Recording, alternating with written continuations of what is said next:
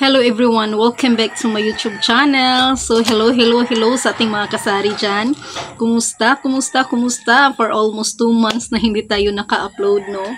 So, nandito naman uli si John Rick nagbabalik sa pagyaw-yaw-yaw ng mga diskarte, sa mga tips, at sa mga sharing na dapat i-share natin sa ating mga kasari, no?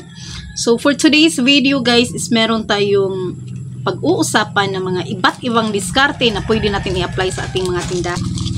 So, unang i-share ko sa inyo yung ginagawa ko dito is meron tayong ginagawa na nagre-repack tayo ng mga mani. So, binibenta ko ito ng 5 pesos. So, ito yung mga finished product natin. At saka, meron din tayong mga natapos na. So, ito yun. Oh, so, diba? Parami-rami na. So, ano bang mga pwede nating i-diskarte sa ating tindahan? So, maraming mga basic na gusto nating i-apply sa ating mga tindahan. Yung mga diskarte natin na makabenta tayo ng malaki-laki. Like, ang pagre-repack ng mga mantika, ng mga suka, yung mga toyo, di ba? Yung mga mani, na katulad ito. Yung iba't iba pa sa pagbebenta ng mga gulay, di ba? Additional income na din natin yun. Kung ito lang yung mga ginagawa natin, yung mga basic natin na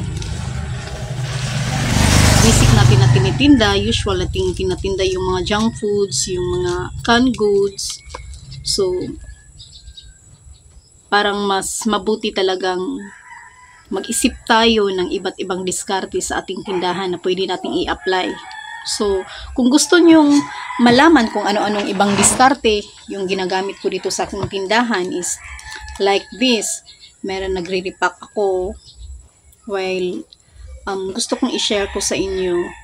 Hindi ko naman 100% yung assurance dito, pero gusto ko lang i-share sa inyo yung ibang diskarte ko, yung isang diskarte ko na ina-apply ko sa aking tindahan.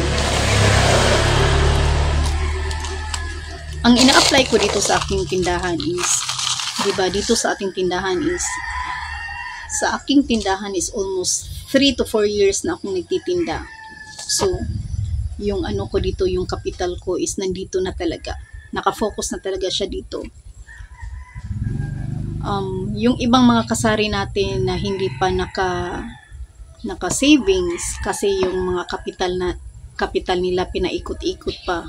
Yan naman talaga yung ginagawa natin, yung bago pa tayo nag-start, yung capital talaga natin, yung pinaikot-ikot natin.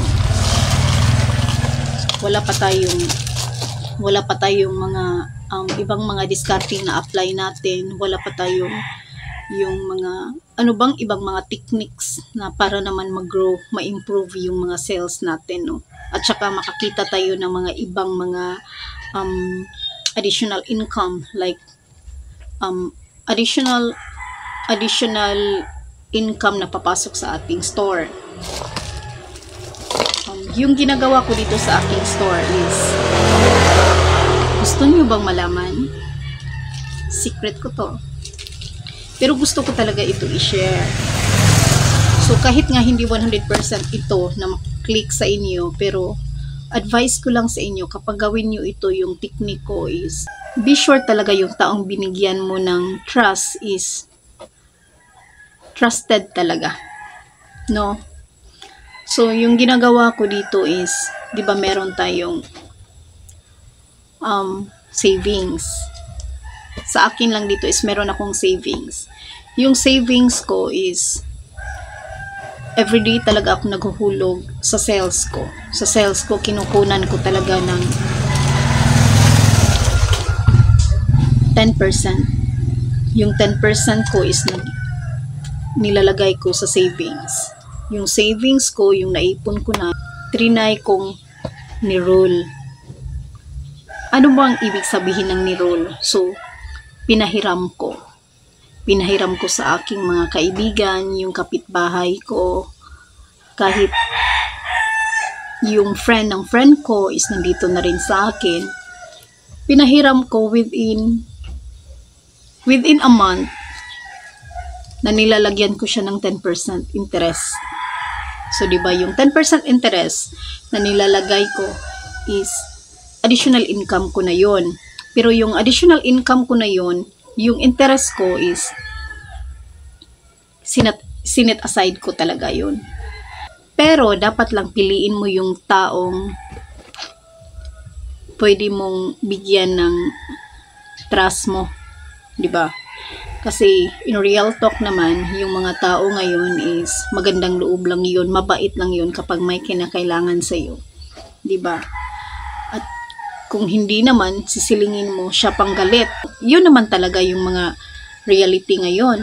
Diba? So, hindi ko naman nila lahat, pero yan talaga. Yun talagang diskarte ko dito sa aking tindahan. So, kapag na-roll ko na, nakakita na ako ng malaking interest is, yung interest, pinuno ko dito sa kapital, sa tindahan ko. Nagbibili ako ng iba namang pwedeng maitinda ko, pero doon na yun sa interest kinukuha ko. Okay ba yung diskarte ko, guys? Kapag gusto nyo sundin yung diskarte ko is, basta mag-trust lang kayo. Piliin nyo lang ang tao yung papahiramin nyo. No? So, iba't iba talagang diskarte natin dito sa tindahan kasi naano na tayo dito kapag matumal, kahit anong pumapasok sa ating isipan, ano bang pwede nating inegosyo, ano bang pwede natin na makakita tayo ng ibang source of income. Kasi ganun talaga ako dito kapag naboboard ako, yung mag-isa lang ako dito. Palagi ko iniisip, ano bang ibang diskarte ko? Ano bang pwede kong i-apply? Ano bang pwede kong makakita ako ng ibang source of income? Yan talagang nasa isip ko.